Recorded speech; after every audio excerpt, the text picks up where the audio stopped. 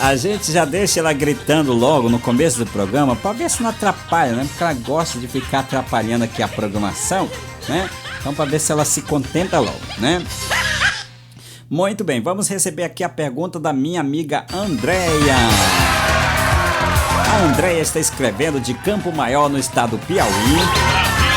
E ela quer saber o seguinte, a Andréia quer saber o seguinte: pastor, por que Eva e Adão não morreram após comer o fruto? O quê? Não acredito.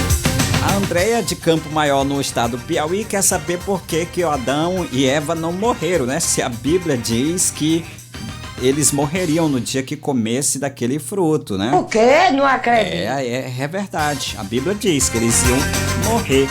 E a Andréia quer saber por que não morreram. Por que não morreram? Ah, tá bom, André. Então, é preciso a gente estudar direitinho, viu, André? Precisa a gente estudar direitinho esse tema, porque é um tema muito interessante. Pergunta muito interessante, a pergunta da minha amiga Andréia, né? Por que não morreram, né? Por que não morreram? Então, muitas pessoas, viu, André, até usam esse texto para dizer assim: a Bíblia não quer dizer o que ela realmente diz, porque Eva e Adão não morreram. A Bíblia diz que eles iam morrer e eles comeram o fruto e não morreram, né? Não aconteceu nadinha. Será mesmo que não aconteceu nadinha? Será mesmo isso? Então muitas pessoas usam, viu, esses argumentos, André, para querer dizer que para afirmar que a Bíblia não necessariamente quer dizer o que ela está dizendo, né? Aí usa o Gênesis 2,17, uma vez que Adão e Eva não morreram no momento que comeram aquele fruto, né? Então a base da pergunta da Andréia é essa. Olha só o que diz a Bíblia. Cala a boca, risadinha. Mas da árvore do conhecimento do bem e do mal não comerás, né? Porque no dia que dela comeres, certamente morrerás. Está escrito. Está escrito, né? Então algumas pessoas usam esse argumento para afirmar que a Bíblia não quer necessariamente dizer o que ela diz, né? Uma vez que Adão e Eva não morreram no momento em que comeram o fruto. Elas argumentam que essa passagem, que a passagem realmente quer dizer, quer dizer morrerás, não certamente morrerás, né? Que é de onde se deduz que Adão e Eva morreriam no mesmo dia em que comesse, né? Então vamos lá, vamos ver aqui a questão de morrer naquele dia ou começar a morrer. Morrer naquele dia ou começar a morrer. É verdade, viu, Andréia, que Adão e Eva não morreram exatamente no dia que comeram, né? Conforme Gênesis 5, versos 4 ao 5. Como alguns parecem achar que Gênesis 2,17 sugere, então, ou Deus estava errado, ou a interpretação do homem está errada. Uma vez que é impossível que Deus minta, né? A Bíblia diz que é impossível que Deus minta lá em Hebreus capítulo, se não me falha a memória, capítulo 6, produção? Capítulo 6, versículo 18. Então, os falíveis seres humanos devem estar cometendo erro, né? O que tem de errado aqui no texto? Será que o texto está errado? Será que Deus mentiu? É impossível que Deus minta, né? Isso aqui já está fora de cogitação. Então vejamos onde está a confusão, viu, André? Vejamos onde está a confusão. A frase do hebraico, por isso que é importante conhecer o hebraico e conhecer o português, mas o hebraico também. O hebraico é importante, né? Por quê? Porque a frase do hebraico em português é mais literal, né? Então, a árvore do conhecimento do bem e do mal, comer, morrer, morrendo, né? É mais ou menos assim que tá lá no original, lá no hebraico. A árvore, conhecimento, bem e mal, comer, dia, comer, morrer, morrendo, morrer, né? Então, o hebraico, viu, Andréia? Lá no hebraico, morrer, muti, com dois tempos verbais diferentes. Morrendo, morrerás. É assim que tá lá no hebraico. É mut, ou seja, morrendo, morrerás. É assim que tá lá no hebraico. O que pode ser traduzido como certamente morrerás. Brasil! Certamente morrerás. Ou morrendo, morrerás.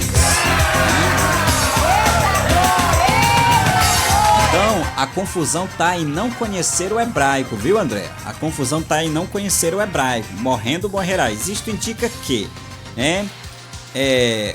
o início da morte. Isso quer dizer, você vai começar a morrer, no sentido inquativo, né? Começo da ação. O que finalmente culmina com a morte. O quê? Não acredito. Culmina com a morte. Então, naquele ponto, viu, André? Adão e Eva começaram a morrer. Começaram a morrer exatamente naquele ponto, né? Exatamente naquele ponto eles começaram a morrer, né? Começaram a morrer.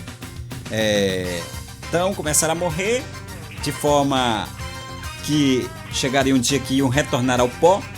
E se fosse para morrerem logo em seguida, o texto deveria simplesmente ser usado da seguinte forma: usar somente o mut, né? Mas ele usou mut, entendeu?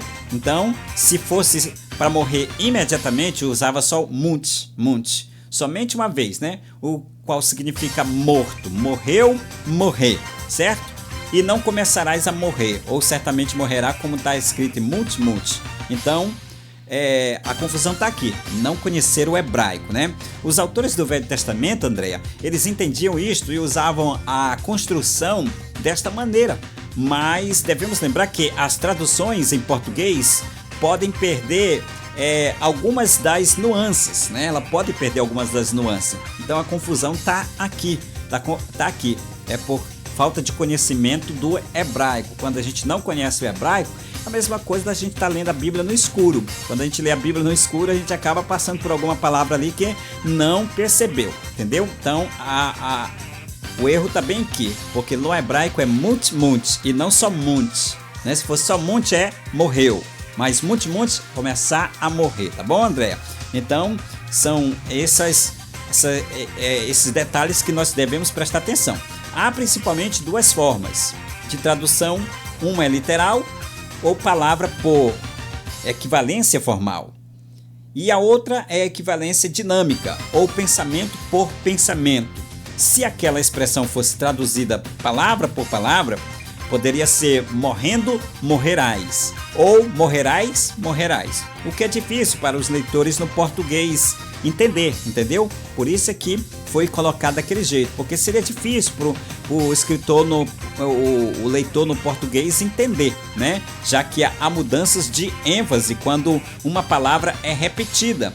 A Vulgata, tradução de Jerônimo para o latim, o qual permite tais construções gramaticais, de fato traduz a expressão como morrer, morrendo, né, na Vulgata, ou morrendo tu morrerás, morte morreres. Logo, a maioria das traduções corretamente usa mais a equivalência dinâmica, que diz certamente morrerás. Então a tradução melhor é certamente morrerás, tá bom? Então certamente morrerás.